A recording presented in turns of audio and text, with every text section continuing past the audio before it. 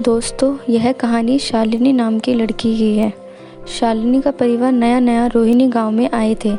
शालिनी के पापा बचपन में ही गुजर जाने की वजह से परिवार की पूरी जिम्मेदारी शालिनी की माँ के ऊपर आ गई थी।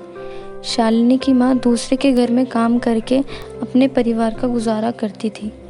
शालिनी की माँ सरोजनी एक सेठ के घर में दिन भर साफ सफाई का काम करती थी। सेठानी बहुत ही गुस्सैल औरत थी।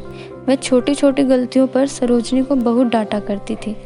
एक दिन सेठानी अपनी सहेलियों के साथ किटी पार्टी करने वाली थी। देख सरोजनी, कल मेरी सहेलियां पार्टी करने आ रही है।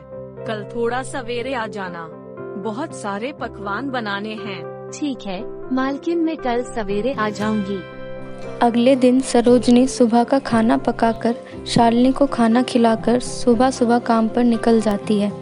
सरोजनी पहले पूरे घर की अच्छे से साफ सफाई करती है, फिर पार्टी के लिए तरह तरह के पकवान बनाती है। शाम को सेठानी की सहेलियां पार्टी करने आती हैं और काफ़ी देर तक पार्टी करने के बाद सारे लोग खाना खाने लगते हैं। पकवान काफ़ी स्वादिष्ट बना था। सारे लोग पकवान बहुत पसंद आया। अरे वाह, कितना स्वादिष्ट पकवान है। ये कढ़ी काफी स्वादिष्ट लग रही है, मुझे और चाहिए। सारे लोग अपनी ज़रूरत से ज़्यादा खाना ले लेते हैं, जिससे काफ़ी सारा खाना बर्बाद हो जाता है और सरोजनी के लिए खाना नहीं बचता। मालकिन, घर के सारे काम खत्म हो गए हैं। घर में भी राशन नहीं है, बच्चा है। मालकिन, मुझे जाने दीजिए। राशन लाकर अपनी बेटी के लिए खाना पकाऊंगी। नहीं नहीं, बैठी रहती है। अभी घर में इतने सारे झूठे बर्तन पड़े हैं। घर की पूरी साफ सफाई करके घर जाना है।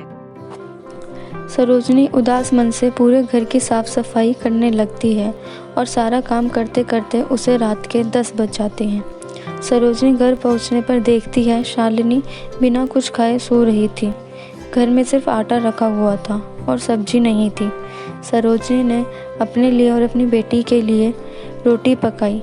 शालिनी को जगाकर सरोजनी और शालिनी ने सूखी रोटी खाकर अपनी भूख मिटाई। इस तरह कुछ दिन बीतते चले गए। मालकिन की बेटी और शालिनी का जन्मदिन एक ही दिन था। कल मेरी बेटी का जन्मदिन है।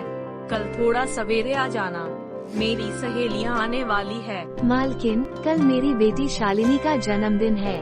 कल मुझे जल्दी छुट्टी मिल सकती है।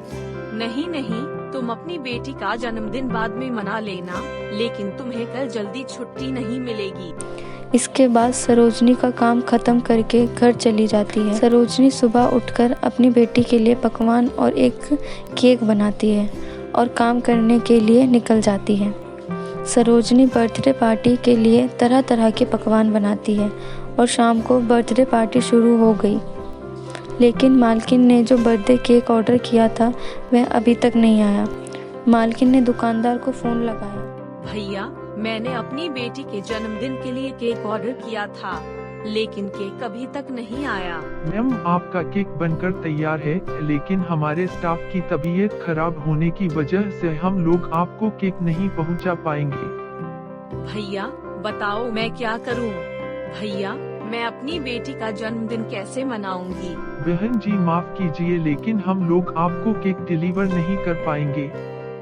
यह बोलते हुए दुकान वाले ने कॉल काट दी। मालकिन दुखी हो बैठ गई। माँ, मेरा बर्थडे केक कब तक आएगा? बेटी, आज तुम्हारा जन्मदिन बिना केक के ही मनाएंगे।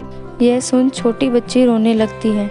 यह सारी बात सरोजनी सुन लेती है और वह अपनी बेटी के लिए बनाई गई केक को लाने चली जाती है।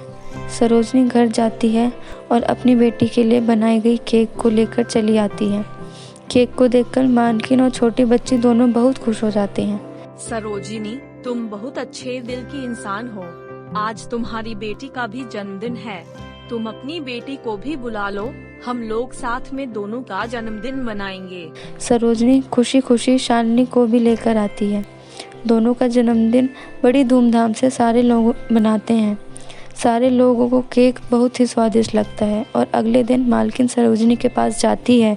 तुमने कल बहुत ही स्वादिष्ट केक बनाया था। मालकिन, मेरा एक सपना है कि मैं एक केक की दुकान खोलना चाहती हूँ। तुम बहुत अच्छे इंसान हो।